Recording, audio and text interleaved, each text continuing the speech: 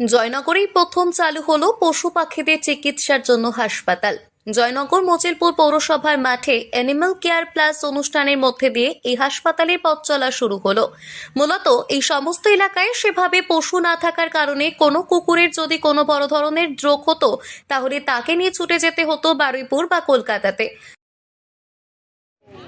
আজকে আমাকে সত্যি অসাধারণ সুজির পারফরমেন্স এখানে সবার মন কেড়ে নিয়েছে। আমি উপস্থিত হলাম, দেখলাম যে প্রোগ্রামটা খুবই সুন্দর হচ্ছে। আর এই উদ্দেশ্যটা বলতে অ্যাকচুয়ালি আমরা জয়নগরের দিকে তাকিয়ে একটা ভাবলাম যে এটা করা উচিত, কারণ এখানে কোনো পোষ্যদের কিছু নেই, কেউ কখনো আজ পর্যন্ত একটু ভাবিনি। আমার খুব ভাবাক্রান্ত করেছিল। তাহলে সবাই একটু অপেক্ষা করবেন, বিকেলবেলা চন্দন বাবু মোয়া নিয়ে আসবেন, তাই তো? আজকে আসতে বাধ্য হলাম। দারুণ খেলা দেখিয়েছে। মিশতে এবং কথা বলে আজকে যা বুঝলাম এখানকার মানুষদের খুবই দরকার ছিল একটা ক্লিনিক। তবে সেই সমস্যা মিটে যাবে বলে ধারণা পোষ্য মালিকদের। সরকারিভাবে বিভিন্ন জায়গায় পশু পাখি, গরু, ছাগল, হাঁস, মুরগি চিকিৎসার ব্যবস্থা থাকলেও কুকুরের চিকিৎসা পরিষেবা নিয়ে একটু সমস্যায় পড়তে হতো পোষ্য মালিকদের। আর তাই জয়নগরে এই কুকুরের হাসপাতাল চালু হওয়ায় খুশি পোষ্য মালিকেরা। মচিলপুর অ্যানিম্যাল কেয়ার প্লাস আমাদের একটি নতুন চেম্বার উইথ কাম, এটা এখানে একটা চেম্বার প্লাস নার্সিংহোমের উদ্বোধন হচ্ছে। এখানে যেটা জয়নগরের বুকে আগে কখনো ছিল না।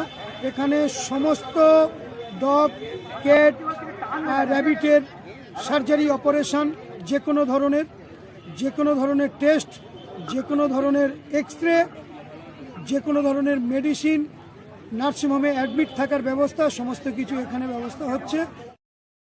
এদিন কুকুরদের চিকিৎসার পাশাপাশি ভ্যাকসিনও দেওয়া হয়।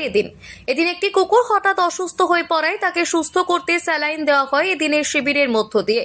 আর এদিনের এই ধরনের অনুষ্ঠান দেখতে বহু মানুষ উপস্থিত ছিলেন। এদিন অ্যানিমাল কেয়ার প্লাসের পক্ষ থেকে বলা হয়, পৌরসভার মাঠের পাশে তাদের এই চিকিৎসালয়ের মধ্যে দিয়ে এলাকার পশু পাখিদের চিকিৎসা করা হবে। আগামী 6 মাস 12 ঘন্টা করে প্রতিদিন এই চিকিৎসালয় খোলা থাকবে। পশু পাখির জটিল রোগের চিকিৎসার পাশাপাশি ওষুধ দেওয়া হবে এই চিকিৎসালয়ের মধ্য দিয়ে। দক্ষিণ 24 পরগনার জয়নগর থেকে সুমন সাহার রিপোর্ট, লোকাল 18 বাংলা।